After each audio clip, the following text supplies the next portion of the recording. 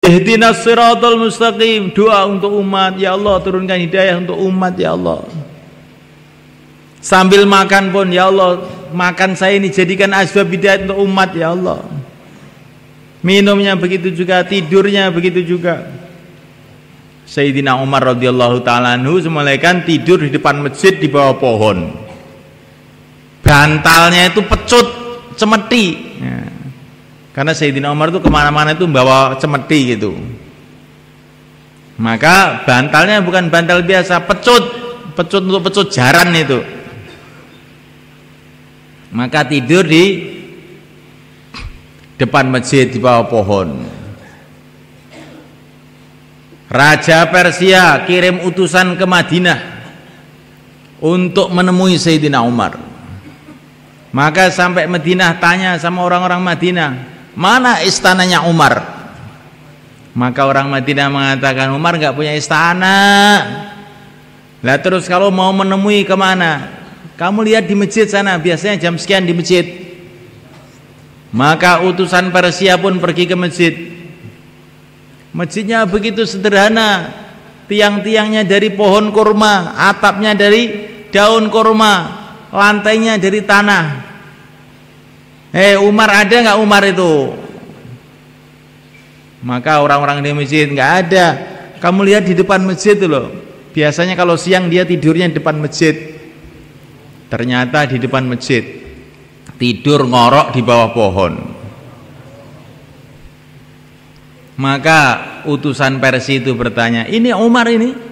Iya ini Umar. Umarnya menggegerkan jagat ini. Iya betul ini Umar. Apa nabi dia itu? Katanya orang Persia. Bukan, ini bukan nabi, pengikut nabi. Nggak ada pengawalnya, nggak ada pengawalnya.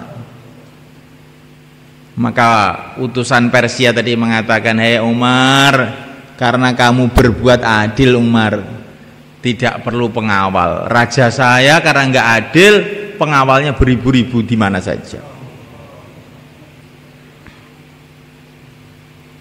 Maka terkesan utusan Persia ini dengan tidurnya Sayyidina Umar di bawah pohon itu terkesan masuk Islam. Jadi semulaikan kalau orang itu sudah orang ahli hidayah itu semuanya, tidurnya pun mendatangkan hidayah, doanya mendatangkan hidayah, akhlaknya mendatangkan hidayah, dakwahnya mendatangkan hidayah, ilmunya mendatangkan hidayah. Salah satu contohnya adalah Amirul Mukminin Sayyidina Umar bin Khattab radhiyallahu ta'ala anhu. Nah kita pikir begitu itu, kalau mau tidur ya Allah jadikan tidur saya ini asbab hidayah ya Allah. Terus zikir-zikir sampai tidur. Ini ada orang dari Magelan situ semulaikan, tinggalnya di Malaysia. Di Malaysia itu diajak dakwah ini nggak mau aja dia. Apa dakwah? Sumpek saya melihat orang dakwah itu. Ini anaknya sekarang di sini masalahnya itu semulaikan. Akhirnya dia pulang dari Malaysia terus ke Jakarta, tengah malam sampai di Jakarta. Dia mau cari penginapan nggak ada. Wah, kemana ini mau nginep ini? Sudah nginep di Kebun Jeruk aja. Itu saya punya teman-teman orang dakwah itu. Akhirnya dia nginep di Kebun Jeruk, markas Kebun Jeruk. Datang situ pas tengah malam, semua orang tidur pakai adab tidur semua.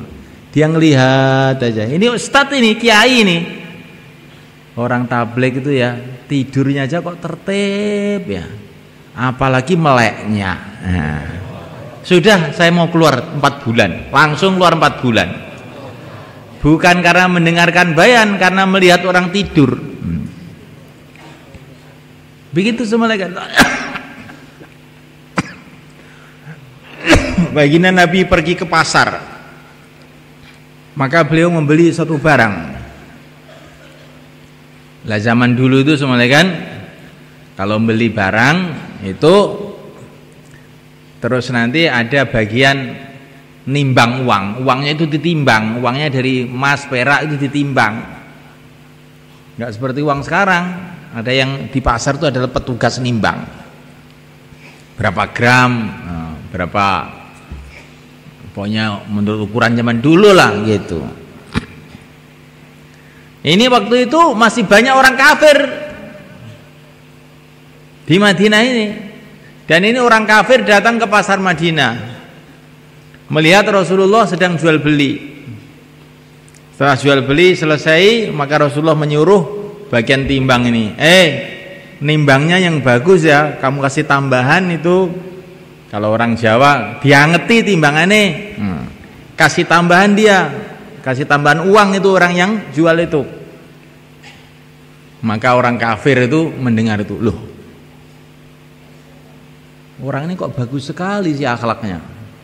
Biasanya orang tuh kalau nyuruh nimbangkan uang, siapa sih lo yang pas lo, jangan dilebih-lebihin, pas Nah ini kok malah suruh ngelebihin. Rasulullah tuh nyuruh nimbang itu malah, kamu lebih, zin warje, timbang dan lebih. Maka dia itu tanya sama orang-orang di pasar, siapa itu? Nggak tahu kamu? Itu Rasulullah. Langsung masuk Islam mereka.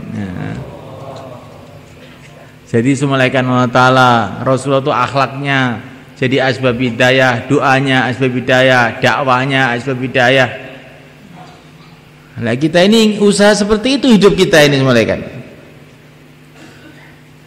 Nah untuk itu semulaikan Allah Ta'ala, maka kita harus latihan bagaimana hidup kita ini hidup hidayah. Kalau hidup ini sibuk dalam dakwah, sibuk di dalam taklim, baca cerita para sahabat, ceritanya para nabi, sibuk dalam doa, ibadah, sibuk dalam akhlak yang baik, maka hidup kita nanti jadi hidup hidayah.